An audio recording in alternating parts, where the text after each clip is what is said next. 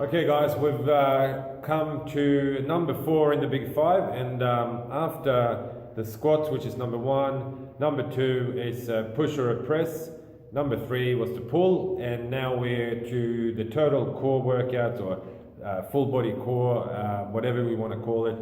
There are different ways of working the core in the best way, and obviously there's other things that we do like squat variations, deadlifts and that sort of stuff for the core, but these are the specific core exercises that we, 5 are the ones that we like to do at Big 5.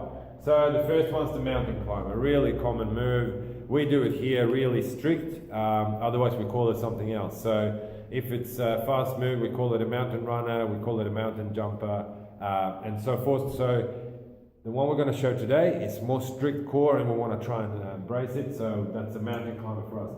We have planks. We have a couple of variations of that. I'm just going to show you what I call the power plank. There's some different names for it, but we call it a power plank here. Side planks and that sort of stuff, the really important ones that we need to do. I wanted to show you my no-name abs exercise. That was me coming up with a combination of moves, which is 3 different moves that we put together in one, and I couldn't come up with a name, so we called it no-name abs. This is a few years ago now, but we still call it that. Now after that we do a hanging version of a core exercise. So we've got the knees to elbows or toes to bar, and I'm going to try and show this. I've got a little bit of a sore back at the moment, but I'm going to try and show this best I can, so that you understand what the move is, and it's a fantastic one for core and ab strength. And the last wheel, we have to do this one, old school, but it's still a good one, right? The ab wheel is fantastic. So we've done it this morning in the session. So ab wheel, we always incorporate here in some capacity now and then, so because it's such a great core and ab exercise. Not everyone can do it, but we work our way up with fallouts on the suspension trainers, that sort. So let's go through the 5 in the number 4 of my big 5. All right, number 4 is total core. Cheers, guys. All right, guys, we've got number 1 in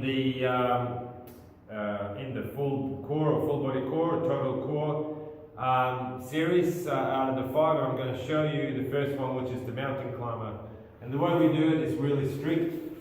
We try to get into a perfectly straight position, and then when we climb, bring it up nice and slow. It doesn't have to be fast, this one, because we just want to focus on keeping the core tight. Alright, that's number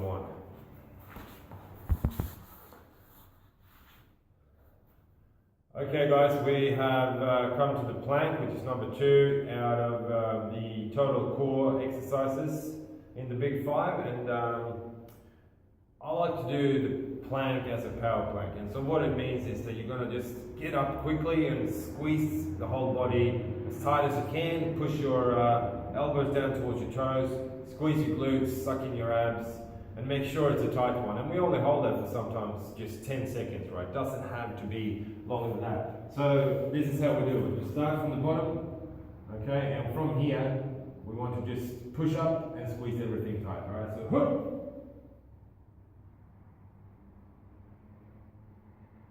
and rest, and then we'll go again,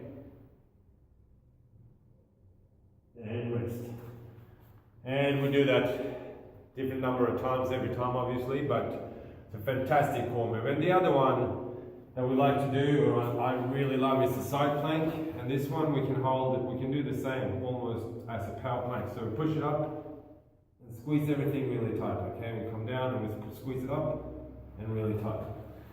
2 great moves for total core. All right, and this one, I just recommend it. It's a great variation, but don't just do the normal sloppy plank or the lazy plank, like we like to call it. Do the power plank to embrace that, like get that core, embracing it as much as possible. Right, the next 2 guys we got in the core and total core series. We're gonna do knees to elbows and toes to bar. I'm going to try and show this, even though my back doesn't really allow it at the moment, but The toaster bar will be looking like this. I'm also going to bend my elbows, which probably is better not to do, but because it's harder to hold you up, but it's another one with my back that just makes it feel a little bit better. So just bear with me here, but this is what it looks like. Come up, get your elbows up to, get your knees up to your elbows. That's what it's called.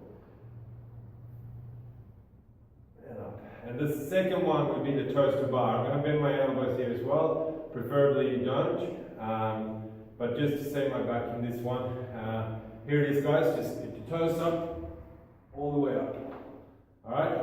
So they're the two, and they're fantastic. Building abs, great core strength, and as you can see, even gets my breath out of me a bit. Takes my breath out a bit.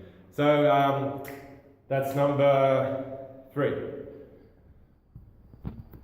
Alright guys, the last one of the pull moves is the band pull apart in this series. Like I said, there's a lot of other variations as well, but this is the 5 that I really like to do here at the gym, and amongst other ones, but these are the big 5 that we do. Alright, so the pull apart, just going to grab a band, a resistance band, and this is what it looks like from the front. We're going to have our arms straight out, pull it all the way back so we squeeze our shoulder blades together from the side, just so you see that I've got straight arms all the way out, and then back in. Control it, back in. That's great. It gets harder than you think, guys, when you start working that back. All right, that's it for the big 5 out of the pull, number 3 in the big 5 series, and hope you enjoyed that, guys.